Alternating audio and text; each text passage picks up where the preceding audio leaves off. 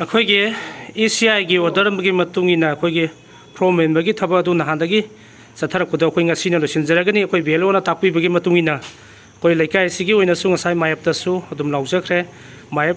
ꯇꯥꯕꯤꯍꯧꯗꯕ ꯍꯥꯏꯕꯗꯤ ꯆꯠꯊꯣꯛꯅꯕ ꯊꯕꯛ ꯏꯟꯈꯥꯡ ꯂꯩꯕꯤꯕ ꯏꯆꯤꯟꯅꯥꯎꯁꯤꯡꯁꯨ ꯉꯁꯤꯅ ꯑꯔꯣꯏꯕ ꯑꯩꯈꯣꯏꯒꯤ ꯐꯣꯔꯝ ꯃꯦꯟꯁꯤꯟꯕ ꯑꯩꯈꯣꯏ ꯚꯥꯞ ꯇꯥꯗꯕ ꯂꯩꯔꯒꯁꯨ ꯏꯁꯥꯒꯤ ꯗꯔꯀꯥꯔ ꯂꯩꯕ ꯗꯣꯀꯨꯃꯦꯟꯁꯤꯡꯗꯨ ꯄꯨꯕꯤꯔꯒ YDSO ꯀ꯭ꯂꯕꯇ ꯂꯥꯛꯄꯤꯅꯕ ꯍꯧꯖꯤꯛ ꯑꯩꯈꯣꯏ ꯀ꯭ꯂꯕꯀꯤ ꯃꯦꯝꯕꯔꯁꯤꯡ ꯑꯃꯗꯤ VLO मसासु फमदुना YDSO क्लब मथल लेकायदा लैबा असिदा अखोय लेजरे पोलिंग नंबर 31/21 B गी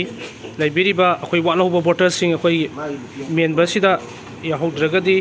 जुलाईदा फोंगदोरिबा इलेक्टोरल सिदा यावरोय हाबगी मसु ताकपिरी मदुमदुना सिथौबा सिनाव सिंग लेकाय सिगी माइचा सिंग पाव सिबु हेत फंगबिबगा इपाव वांगतादा थादोकसरिबा पाव से फंगबिबगा अदुमक अदोंगी मिहुत अमा मतंग लाकपिरगा कलप्तंग तंग लौसंबिरनबा खंगनजरी ngасina aroiba oirani ko makha taba complain akoigi belona lororoi maramdi asi neta muk thagatkadaba oibana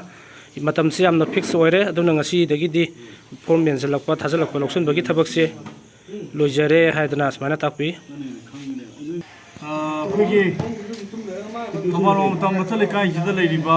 alumalai group pudimukta haijaningi je koi karigumba ngasigi form लक्षण बगी नुमिना अरोब ओइरे हाइबदी अखोई नहानसु तोजगरे दु युम युमदुना फॉर्म दुना जुखरा तोजगरे मसिगी मखा ताबा अखोइगी लक्षण बदी अखोई ngमजररोय मरमदी करिगिनो हाइबदा